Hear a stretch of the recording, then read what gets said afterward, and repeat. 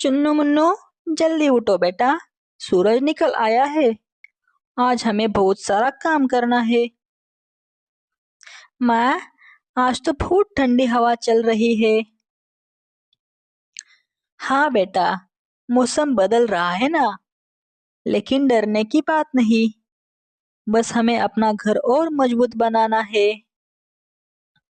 तभी उसके पास मीनू मौसी आती है।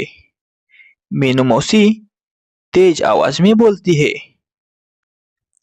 लाडो बेटा, ओ लाडो बेटा, थोड़ा दरवाजा खोल दो। अरे मौसी, आइए ना। कैसे आना हुआ?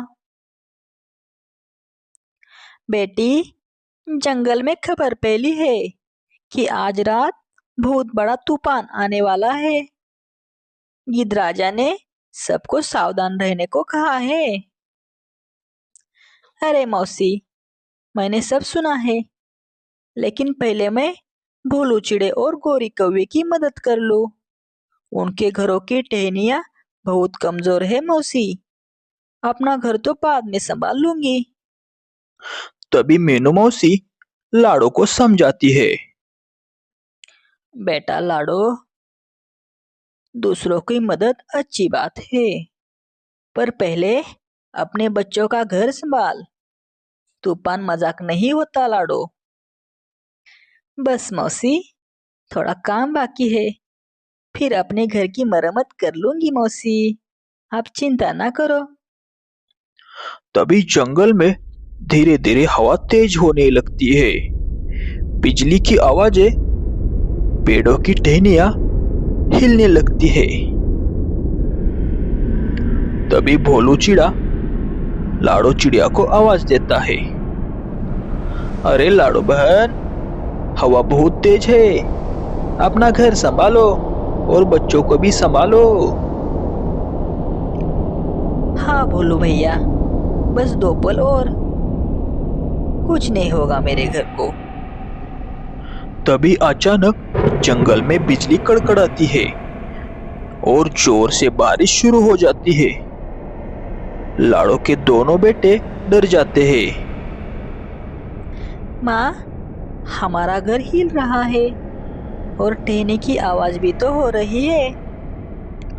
वो दोनों ऐसी बात कर ही रहे थे, तभी टहनी टूटने की आवाज आती है और लाड़ो का घोंसला जमीन पे गिर जाता है। उससे पहले लाड़ो अपने बच्चों को लेकर घर से बाहर आती है और बोलती है। बेटा घबराओ नहीं, माँ यही है। जल्दी मेरे पंखों के नीचे आओ। हे भगवान, अब कहाँ जाए? बच्चों को ठंड लग रही है। कोई तो मदद करेगा हमारी। ऐसा करती हूँ, कालू भैया के पास चली जाती हूँ।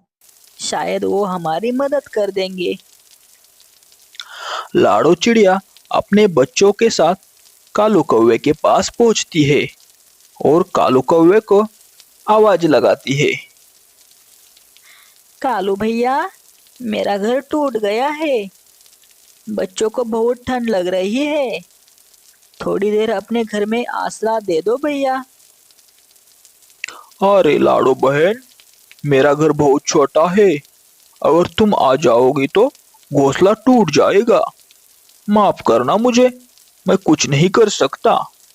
शायद तुम आगे जाओ। ठीक है भैया, भगवान तुम्हारा भला करे। ऐसा बोलते हुए लाड़ो चिड़िया तोते के घर की तरफ चली जाती है। वो अपने बच्चों को लेकर तोते को आवाज लगाती है।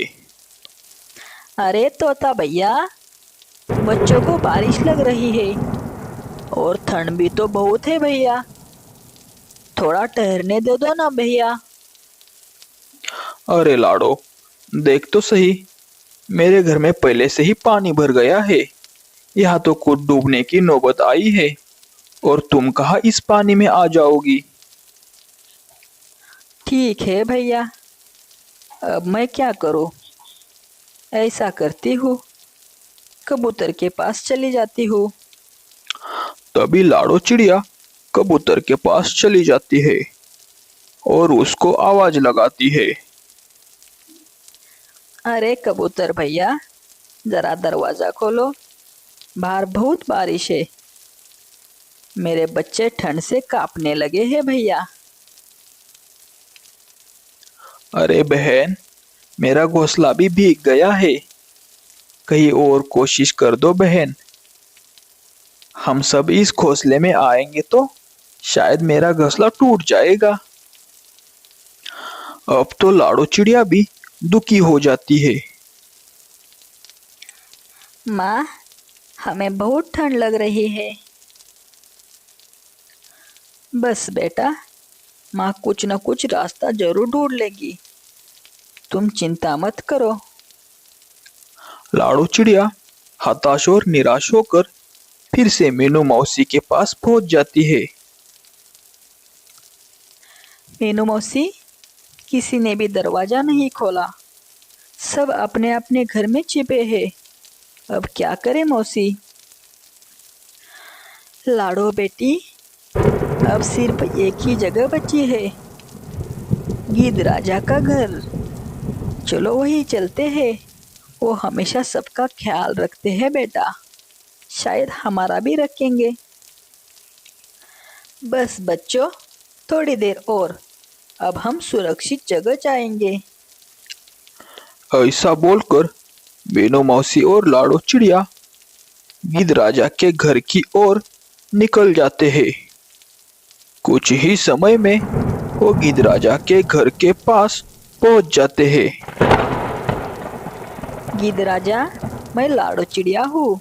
हमारा घर बारिश में टूट गया है, बच्चों को बचाना है राजा। क्या हमें थोड़ी देर आसरा मिलेगा आपके घर में?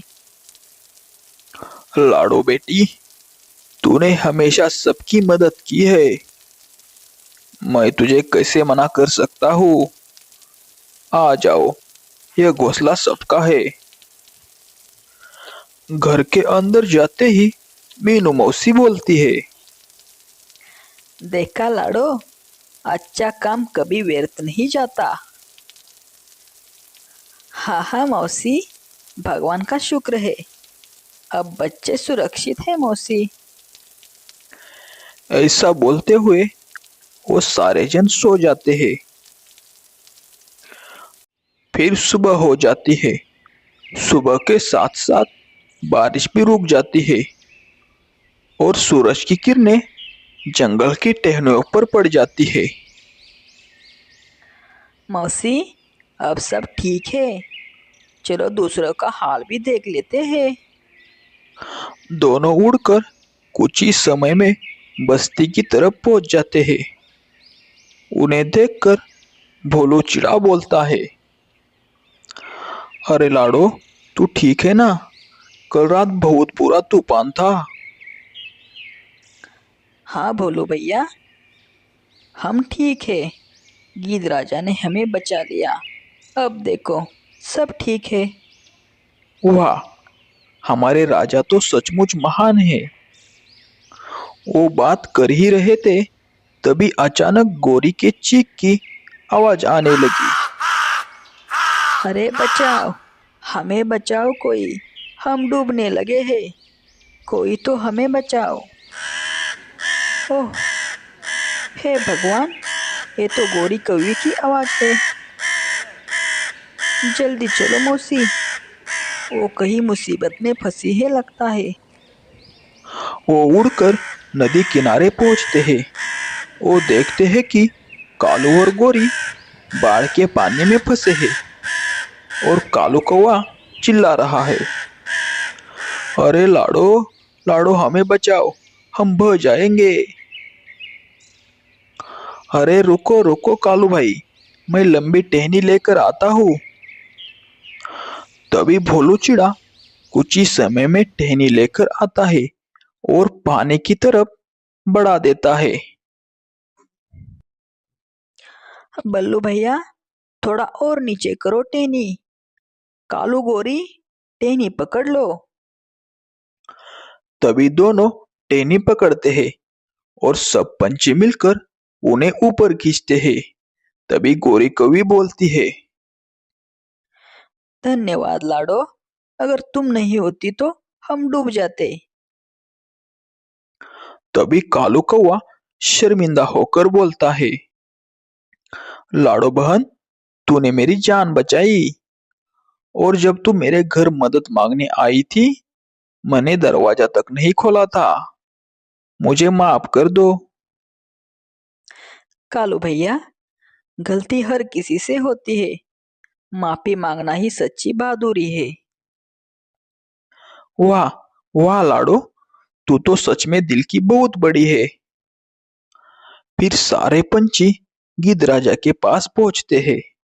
गिद्ध राजा गंभीर आवाज में बोलता है, आज तुम सबने एक बड़ी सीख पाई है। जब कोई मुसीबत में हो तो उसकी मदद से पीछे मत हटो, क्योंकि एक दिन वही मदद तुम्हारे काम आएगी। हाँ महाराज, अब हम सब मिलकर रहेंगे। हाँ हाँ महाराज, अब हम सब मिलकर अपने अपने घर फिर से बनाएंगे। और महाराज, हर बार किसी को परेशानी होगी तो पहले लाड़ो का नाम याद आएगा महाराज। नहीं नहीं दोस्तों, अब हम सब मिलकर मदद करेंगे। जब सब साथ हो तो कोई तूफान हमसे बड़ा नहीं होता। तो चलो, अब इस जंगल में नया नियम होगा, मदद करो, साथ रहो और खुश रहो। उस दिन के बाद जंगल में सब पक्षी एक दूसरे की मदद करने लगे। लाड़ो चिड़िया सबकी प्रिय बन गई, और जब भी बारिश आती सब कहते, डर कैसा जब हम साथ हैं।